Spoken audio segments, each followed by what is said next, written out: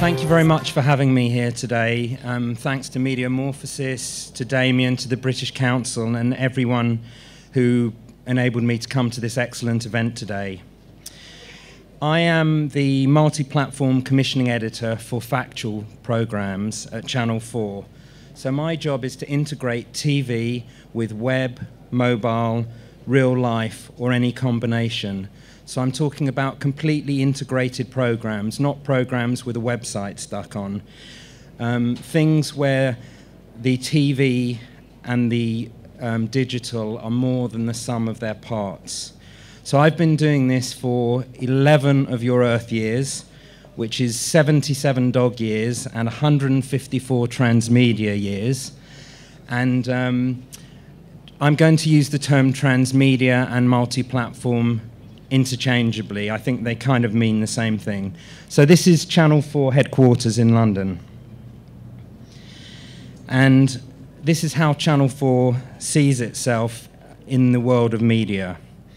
So first of all, just to pick up on one or two of the things that Damien just said, we have a public service remit. We have 4 things that we have to do. We have to be distinctive, innovative, educative, and represent minority viewpoints. So Channel 4 was set up in 1982, and it helped develop the whole independent production sector in the UK. And now it's done that very successfully, and now the independent producers are bigger than Channel 4 through a process of consolidation. As Damien explained just before, we're a public service broadcaster that works in a commercial framework. So we use our ad revenue, our advertising revenue, to finance the public service remit. Within the public service landscape in the UK, you have the BBC, of course, and we're like the BBC's annoying little brother. We're the grit in the oyster to make sure that the BBC stays creative. So to give you a sense of scale, we've got 800 staff at Channel 4. There are more than 800 people in the BBC Human Resources Department alone. So we're just the little guy, but we punch above our weight. So as you can see, Channel 4 does not see itself in terms of the other old terrestrial broadcasters. We see ourselves in relation to social media, to on-demand services, to multi-channel TV, to games, and so forth.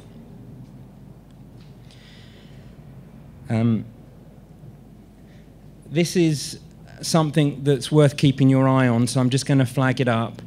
Channel 4 is about to combine its on-demand services with all of its other multi-platform and transmedia presences into one integrated service called All 4. It's starting in March, and I think it's something that's worth looking at to show how broadcasters can maintain an integrated presence online.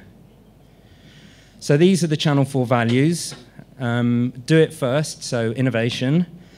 Make trouble, which means asking the difficult questions, challenging assumptions, and inspire change, which speaks for itself.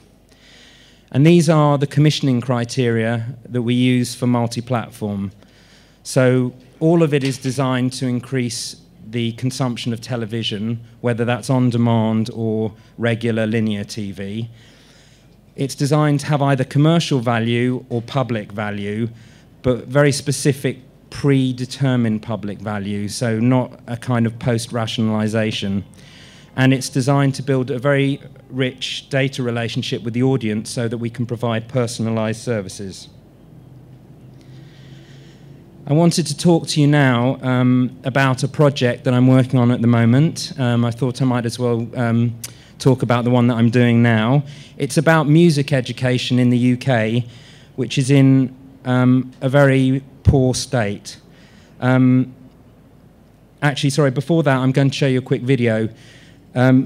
This video is basically something to give you a sense of the full range of what Channel 4 does online. So it's the multi-platform, it's the program support, it's the apps, it's the games across all the genres. So I think I'm actually going to show you that first. Oh, have you read 50 Shades of great. No, I haven't. Yeah! There is this vibe in the air. Look, look, look. We've actually got cubs. I feel privileged to have seen something like that. Fans of the £1 Million Drop can play along live with the show or at any time with a fully integrated mobile game. So, get your laptop out or your phone or your tablet. There's only 5 of you in the nation that still have your starting £1 million.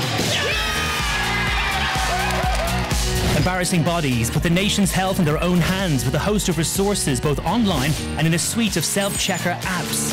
Self-examining monthly for breast cancer can be life-saving. Now, there really is no excuse not to see a doctor. I would describe psychopaths as social predators prone to violate the rules of society. There's a psychopathic bastard.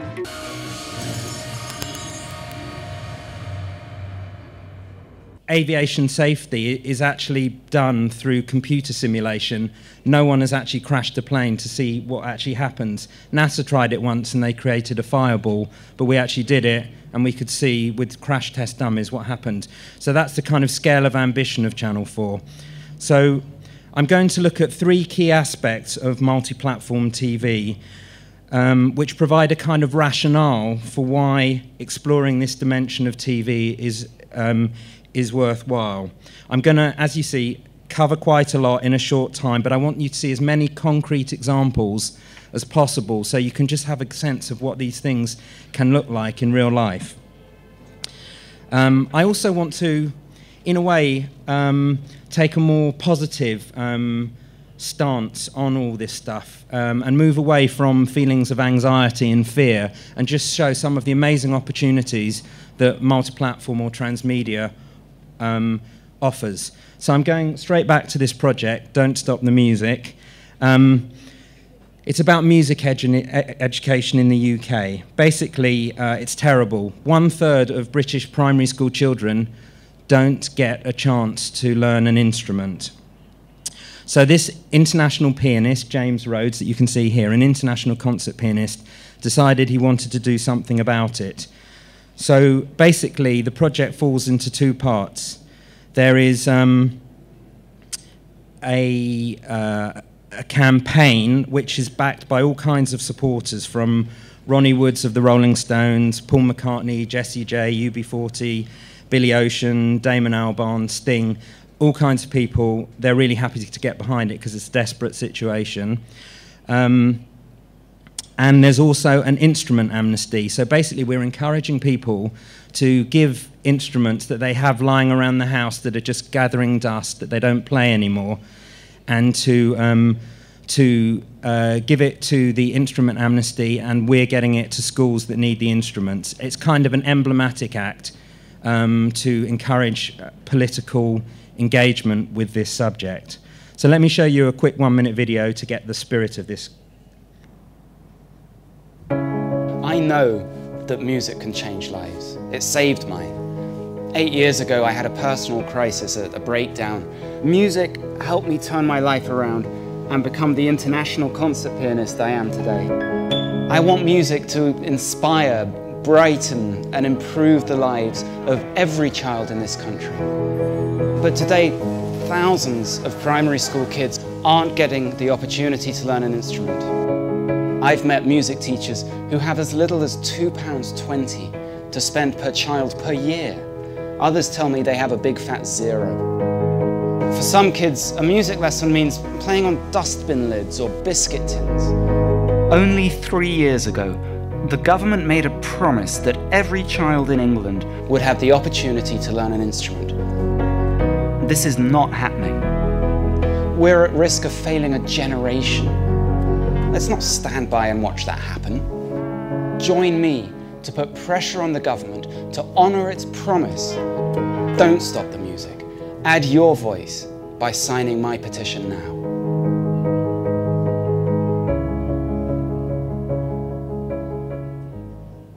So you can see that we're completely independent of government in the UK, Channel 4 is.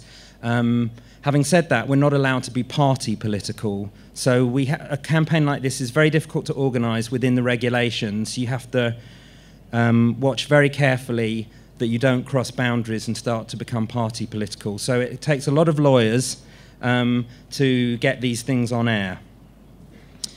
Now, so far we've got 70,000 people that have signed the petition, and 100,000 is kind of a magic number in the UK, because that's the number where Parliament has to pay attention to the issue that you've petitioned about.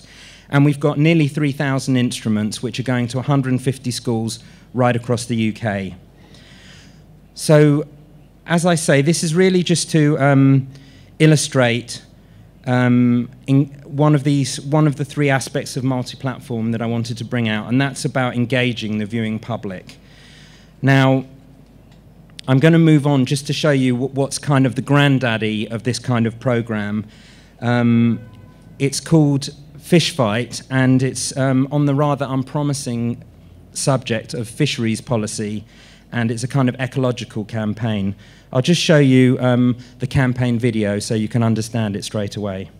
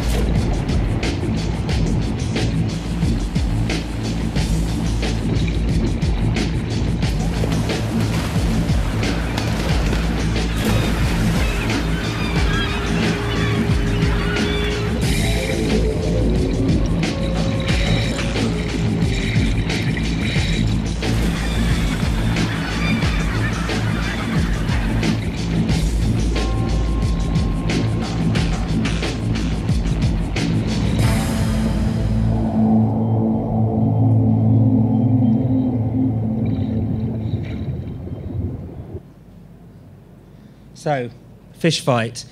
What this really illustrates is really how we play to the strengths of the different media. There is a sweet spot where popular TV meets digital, and that's really the place all the time that we're trying to hit. So TV is very good at making people prompting emotion. So in this case, feeling anger. They look at this practice and they think it shouldn't happen. But what the delight of the new digital technologies is that you can go online and do something about it straight away. Now, the most basic thing you can do in the case of Fish Fight is to sign up and add your voice to the campaign. So here you can see the sort of scale we're talking about. 800,000 people, that's not the final total. And we've got a population a little bit bigger than yours. We're 63 million. And I'm going to talk you through a bit of the detail of this campaign so you can see how it works in practice. Because what it ultimately did was it changed European legislation. And it's very difficult to get anything to happen in Europe, but this actually only took 9 weeks. So, first of all, we had presences for Fish Fight, not just in the TV schedules with a documentary series, a 3-part series, but on all sorts of online platforms. But the thing I really want to draw out is one of the most interesting things to bring into Transmedia is the real-life dimension. So, of course, you've got TV, you've got web, you've got mobile, but real life is very interesting. So what we did was we stuck this thing in front of the offices in Brussels where the European Union fisheries ministers go into work every day. And every day they were seeing this thing go up, 100,000, 200,000, 300,000, 800,000, 900,000. And they were getting seriously worried because they started quoting it back in the press. So you knew that they were looking at the numbers. And to cut a long story short, within 9 weeks, they agreed in principle to stop this discarding practice of throwing the fish dead back into the sea. It actually took another 2 years for it to happen, but it's now gone through. You have to watch them all the time because they try and delay and they try all sorts of political tactics. But you can use social media and TV to stop them doing that kind of thing. And I can talk about that in the questions if that's something you're interested in. So we deploy all our resources. We've got 4 very well-known TV chefs at Channel 4, all on exclusive contract, so they all got involved. And we pull in as many people from as many different areas as we can that have an interest in the issue. So everything from music to comedy to public figures. And we have all the online presences you'd expect, especially in social media. So there were 2 Twitter accounts, 2 Facebook accounts, and you can see the kind of numbers. So in the 3 days that it was on TV, we had 12 million views of the Facebook alone, 70,000 comments, and 165,000 likes in the 3 days. But we weren't just in it for the short term. We used all different kinds of technologies. So this is an app that helps you buy fish from sustainable sources, whether you're in a restaurant or going to the shops. But this is one of the most important things, which is, okay, sure, you can spend 90 seconds and go and add your voice to the campaign. But we gave people a lot of other things that they could do, like an escalator of different levels of engagement. So some people went to their local fish and chip shop and lobbied them to start selling more sustainable fish and other options. Some people lobbied their MP. Some people address things in their institution, in their school or their workplace. And one of the very important things with this sort of thing is that as people do stuff and they engage, it's really important to feed it back into the system and highlight it, whether it's something that goes on in a primary school or a pub or wherever it is. And that's what you can see here. So all the time, showcasing what people are doing, thanking them, interacting with them, recognizing that they're as much a part of the campaign as anyone else. And certainly as we are at our end. And on that level, I think I'd slightly disagree with some of the earlier speakers, because there are 2 interesting things, the 2 most interesting things that have happened to media in recent times. One is that it's become on demand. The other one, which is actually more interesting, is it's gone from being a one-way conversation where the broadcaster is going, oh, I've got all this great stuff, watch it, watch it, watch it, listen to it, listen to it. It's gone to become a 2-way conversation where viewers have got an option to express themselves, to participate. Might be a little thing like signing the petition, might be a big thing like lobbying their MP. Doesn't matter, it's a 2-way conversation, and that's where all the opportunity, where all the excitement is. So this spread of its own accord to 13 other European countries. This is the Portuguese site, this is the Swedish site, and it's part of the nature of the web that these are not fixed things. It's not something you deliver in a can, like a can of film or a tape. They are organic and growing, and that growth can just be incredible. So in this case, it had massive impact commercially. So basically, all kinds of brands that were mislabeling their fish products either had to label them properly and truly, or they had to take them off the shelves. And eventually, they all crumbled. So Prince's was the last one. It becomes a competitive disadvantage if you're the only guy that's got untrue information on your cans. And likewise, politically, this was part of the second series that we did. The reason I put this slide in here is that they had this part of the campaign, which was about marine protection areas.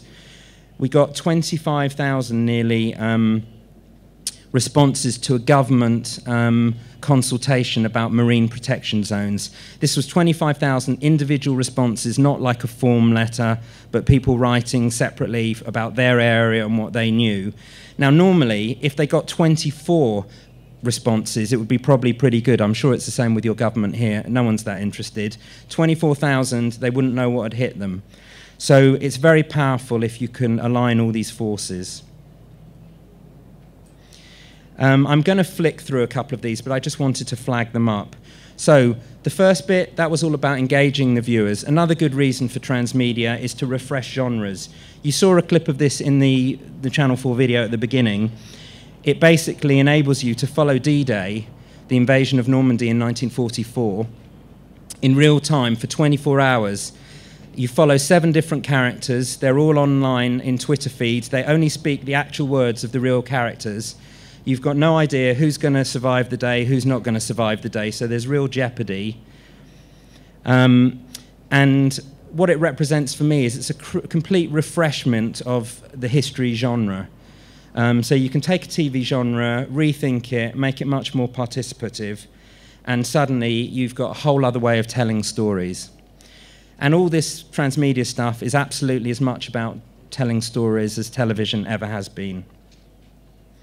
So in this case, you followed a British commando, an English nurse, a French commando, a French marine, 7 different characters, and you only got the stuff that they actually experienced and that they actually said. This is another example. The BBC is fantastic at natural history, probably I'm sure it's one of the best places in the world. They spend a lot of money at it, they've got massive expertise, it's a great export. Channel 4 is in no way in a position to challenge it head on, so we have to be much cleverer about how we do natural history. So this is one example of how we've tried to refresh the genre. Basically, what we did was we set up a warehouse full of eggs for Easter, and we just watched them hatch, all kinds of things, everything from chicks to crocodiles to shark. There was a shark, and basically people could do something that people do a lot on the web, which is just to look at this stuff. No action, you're just looking at the egg, waiting for the moment, it's on in the background while you're doing your work. Very much of the web, but it just really works in this sort of context. It follows up from 2 other really successful attempts, I think, of reinventing the genre. We did Foxes Live, where basically we just GPS tagged urban foxes and just found out what the hell do they get up to and where are they coming from. Because if you've ever, well, in London, for example, there's just tons of foxes all around the city. You'd be really surprised. And I think even more exciting was hippo, because what we did was we put GPS devices into the carcass of a dead hippo and then watched the animals as they swallowed it and dispersed all around the bush. So we got a sense of how the predatory behavior and how the feeding chain, the food chain of the wild actually works. So it's kind of a simple idea. Technology was quite difficult, and it's just a way of bringing fresh blood to something we're very familiar with.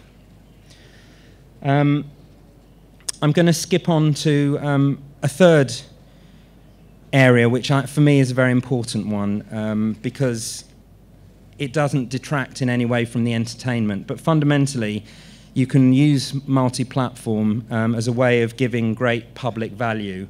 Whether you're a public service broadcaster or a commercial one, it doesn't really matter. So this is a project I did a while ago called the Great British Property Scandal. Basically, as you can see, we have 1 million empty homes in the UK, just buildings that, domestic buildings that aren't occupied, and we've got 2 million families that need a home. So what we did was we worked with this architect here, George Clark. He's a UK architect that feels very strongly about this. And we ran a campaign which provided a very simple thing. It gave you an opportunity to report empty homes just using your phone.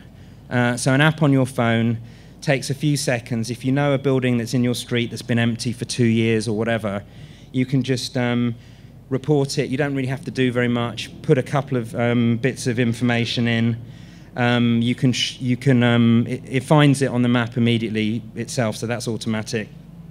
Take a photo if you want to, and then you upload that, and it goes straight to the local authority, to the person responsible for empty homes in your local authority. So, very importantly, this was a very mobile-oriented project, and what's very interesting is that when we came to do a second series, the whole narrative of the second series was driven by what had happened with this app. So thousands and thousands of homes were reported, and many of them were brought back into use. And the reason I wanted to talk to you about this one is because I want to show you something of what the impact that I've been talking about, this interface between popular TV and digital media. So I'm going to show you a last video which is some of the people that used this app and what happened for them.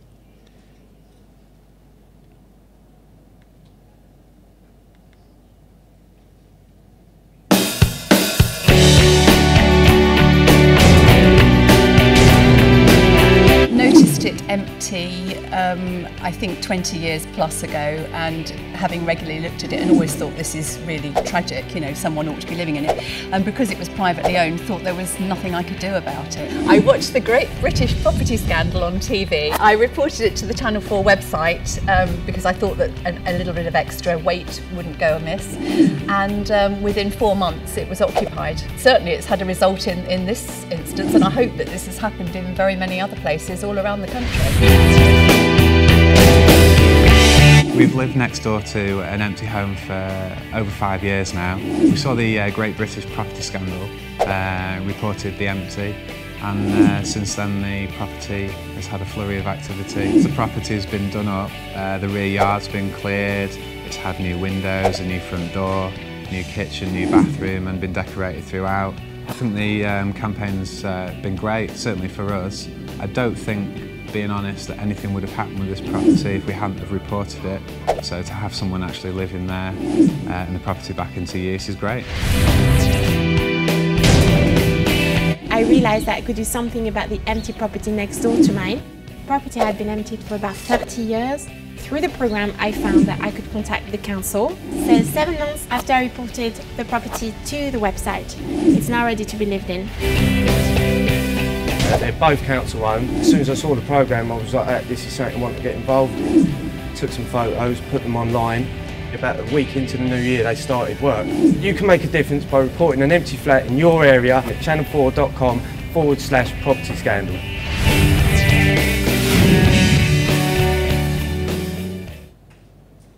So that was thousands of homes reported, hundreds brought back into use immediately after the programme.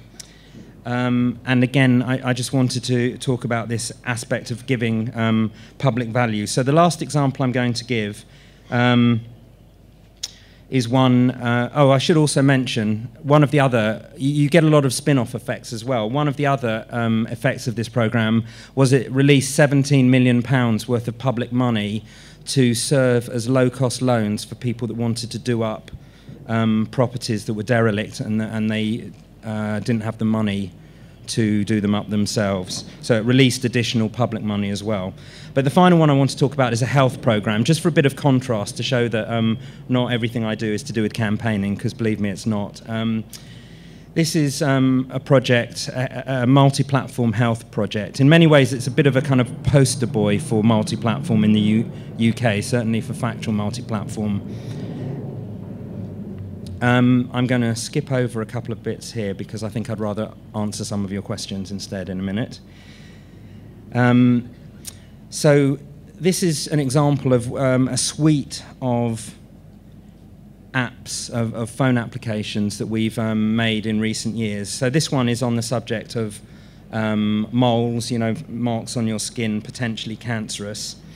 One of the things that this illustrates is an emerging trend, which is that for at least the last 18 months to 20 months, we've been designing for mobile first. A lot of our consumption is on phones, of our online stuff, and now everything is designed for the phone first and for the desktop or the laptop second. So one of the important things is if you're designing for the phone, you might as well make use of all the facilities that the phone offers. So we very much design in a way that makes use of the functionality of a phone. So for example, in this particular case, you can take photos on your phone and you can track the progress of a mole over time, and it reminds you, and if something's changed, you've actually got a kind of record of it, and you can look back and see what, you know, is the change significant, do you need to go and see a doctor, etc., etc. And it gives you all the information that you need to be able to make sense of what you're actually seeing. The latest one of these that we've done is one actually about mental health. It's called My Mind Checker. It's also a mobile optimized site, and it's had 1.86 million tests taken in the first month, and 2.29 million in the first 3 months. So you can really get numbers that are significant and make a real impact. Like I say, it uses all the functionality of the phone, so you don't have to write your note. You can record it and say, I don't know, my mole has got itchy, I'm going to keep an eye on it, whatever you want to say. And it sends you reminders, so you know, everything that's interesting and functionally interesting about a phone you can plug into. So I have this thing in my household where if I'm getting stressed about TV or multi-platform, my wife says to me, come on, it's just TV, it's not life and death. So I spend a lot of time finding things like this to show her. So this is someone, I just found this on Twitter a couple of weeks ago. So this is an Irish person by the looks of it who says, the Mole Checker app helped me diagnose my melanoma, something a doctor couldn't do for 2 years and 6 checkups. So really, if you get it right, it's quite incredible. I think we get things on pretty much a monthly basis where fundamentally you've either saved a life or prevented a worsening of a condition. So when my wife says it's not life or death, it's just TV, I say, actually, sometimes it is. She wins the argument anyway, but at least I had a good try. Thank you.